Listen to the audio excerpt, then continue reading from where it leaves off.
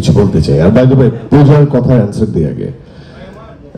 সবাই হাজবেন্ডের কথা ভুলেই যায় আসলে। যাই হোক, আমি আসলে কথা বলতে গেলে আমি দম নিয়ে কথা বলতে গেলে খুব ইমোশনাল হয়ে যাবো। আমাদের শুধুমাত্র আমার না, আমাদের কাজাকিস্তানের যে জার্নি, আমরা যেভাবে আসলে সেখানে গেলাম, এবং তার আগের জার্নি ছিল মানে প্রি প্রোডাকশনের জার্নি। এতগুলো ভালো রাইটার মিলে দমের গল্প নিয়ে নাড়াচাড়া করেছে এতবার আমি আর রনি এতবার বসেছি গল্প নিয়ে, সবই আমার দেখায়। এবং ওই পার্টিকুলার প্রত্যেকটা মোমেন্ট বলতে গেলে আজকে রাত পার হয়ে যাবে। বাট আমি যেটা বলতে চাই যে আমি নিজে এরকম টিম এক্সপিরিয়েন্স করি নাই। আমি তো খুব নিউ কামার, তাই না? সিনেমাতে খুবই ছোট একজন মানুষ, মানে সিনেমাতে নিউ কামার, হাতে গোনা একটা দুটো কাজ করেছি। 3 নম্বরে যে আমার যে এক্সপিরিয়েন্স, আমার টিম, মানে প্রত্যেকটা এইচওডি, এরা আসলে ওই আমাকে একবার বলছিল আমার ডিরেক্টর যে তুমি মানুষ না, তুমি এলিয়ান।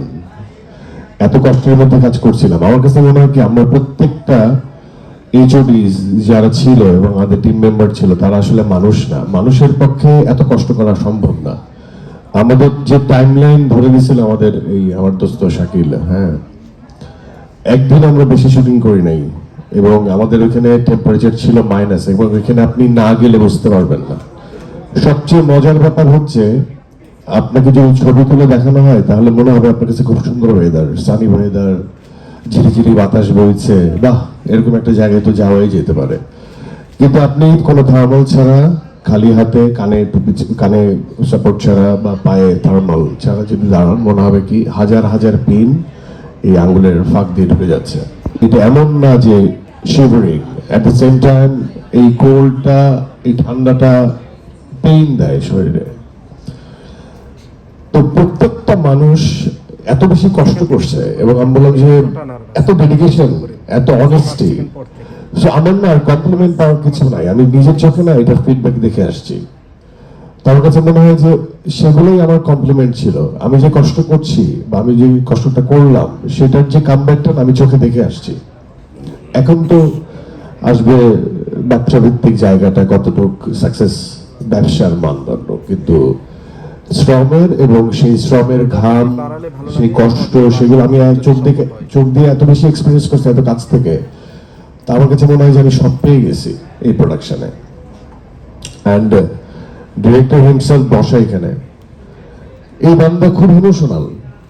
এই বান্দা প্রত্যেক সিকোয়েন্সের পর কেঁদে ফেলে, ইমোশনাল হয়ে যায় সে দেখে। কোনো কিছু চোখে পানি, আমি কি হচ্ছে বলে, তোমার অনেক কষ্ট হচ্ছে আমি জানি, কিন্তু আবার দিতে হচ্ছে শটটা। অদ্ভুত। এবং আমার তো ফার্স্ট এক্সপিরিয়েন্স, তো এই বন্ডিংটা এত ফার্স্ট এক্সপিরিয়েন্সে, যেমন আমার সবার সাথে ফার্স্ট এক্সপিরিয়েন্স, আমার আপনার সাথে সুরঙ্গ ছিল ফার্স্ট এক্সপিরিয়েন্স। তার আগে কখনোই অন স্ক্রিনে বা আমরা কাজ করি নাই। বাট এই আরেকজন বান্দা এত বেশি ইমোশনাল, এত বেশি মানে অন্তরে অন্তরে কানেকশন ফিল করে সে। এটা ডিফারেন্ট লিগ, মানে ইটস নট লাইক প্রফেশনাল ওয়েতে একজন ডিরেক্টর আমাকে ডিরেকশন দিচ্ছে। আমার কাছে মনে হচ্ছে যে আমরা সবাই মিলে, এবং প্রত্যেকটা তরুণ থেকে শুরু করে, শহীদুল থেকে শুরু করে, মিখাইল ভিনদেশী একজন মানুষ, বাট এই মিখাইল ছাড়া আমাদের এই প্রোডাকশনটা করা সম্ভব হতো না। কারণ হচ্ছে ও হয়তো বা ভিনদেশী, কিন্তু ও গল্পের সাথে এত বেশি কানেক্টেড ছিল। ও গল্পটা, ও যে বলে না যে ফিল্মের কোনো ল্যাঙ্গুয়েজ নাই, ইটসেলফ ফিল্ম ইজ এ মানে ল্যাঙ্গুয়েজ। ওনাকে কোনো কারণে গল্পটার ভিতরে ধারণ করা ওর হয়ে গেছিল। ইংরেজিতে বললেও ও পুরো ইংরেজি, পুরো বাংলা বুঝে যেত।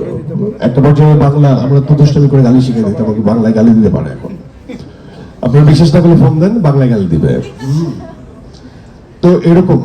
তো আমার কথা হচ্ছে যে আমার experience so far is very good, এবং আমার কাছে মনে হয় যে যারাই দর্শকরা যারা যাবে তারা ঠকবে না। কারণ আমি পার্সোনালি এরকম ভিজুয়াল বাংলাদেশের সিনেমায় এক্সপিরিয়েন্স করি নাই, একদমই করি নাই। এখন আমার একটা সমস্যা আছে, সমস্যাটা হচ্ছে রিয়েলিটি আমাকে খুব টানে, রিয়েল গল্প আমাকে খুব টানে, রক্ত মাংসের মানুষ আমাকে খুব টানে। আমার কাছে মনে হয় যে রক্তবংশের মানুষ, রিয়েল মানুষ, ওই পাশের বাড়ির সাধারণ মানুষটা অনেক বেশি শেডসের হয়, অনেক বেশি এক্সপ্রেশন, অনেক বেশি অভিনয় নির্ভর হয়। চরিত্রগুলো সংলাপ, এক্সপ্রেশন সবকিছু ডিল করতে হয়। হয় না যে একটা মানুষ গুলি যখন খায় সে মারা যায়, একটা মানুষকে যখন পাঞ্চ করা হয় তখন সে ব্যথা পায়, একটা মানুষকে থাপ্পড় মারলে সে অপমানিত বোধ করে, একটা মানুষকে উলঙ্গ করে দিলে সে লজ্জায় কাঁদে। তো এগুলো তো নর্মাল হিউম্যান